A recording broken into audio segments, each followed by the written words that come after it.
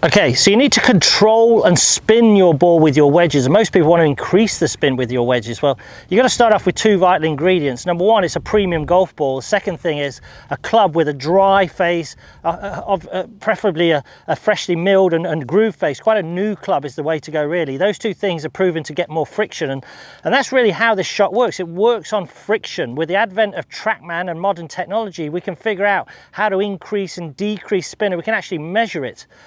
You know, 55, 60-yard shots with the tour players I work with are coming out with a 58 at 10,000 RPM. You know, you really can put some spin on these things and vary the spin as well. So how do you put spin on it? Well, it's relatively straightforward, really. I mean, what you're trying to do is, as I said to you, is get the ball to stick to the face. The ball goes up the face, it's called skid, and then grips. You're trying to get it to grip so that the friction will take place, and then the ball will fly out quite a low angle, actually. You know, 58-degree wedges are launching 28, 29, 30 degrees off the club we found with the tour players.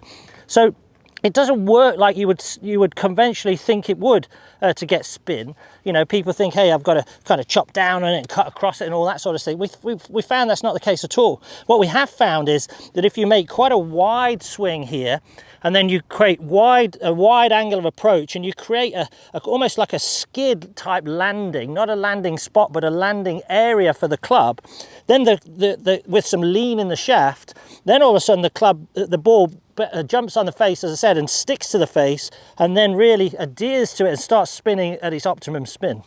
So to do that, get your stance, not the full width of your full shot, and not a chip, kind of in between.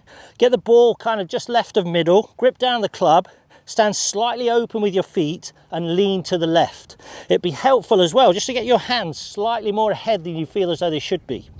And then from here, really what you're trying to do is get the rib cage or the trunk of your body to be the motor or the engine, and your arms are really staying in sync with that rib cage. It's not like your full swing where your arms have to go further. You've got to keep them in sync. And really the arms and the wrists are quite wide here on the way back, especially there's very little hinge. It just naturally hinges as it goes further back, but you try and feel like it's quite wide, what I call U-shaped.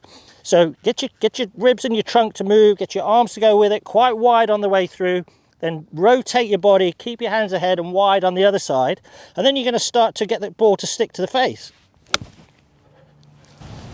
Comes out low, comes out burning, comes out with loads of spin, and you just control the speed of the rotation of your rib cage with how far you want the ball to go.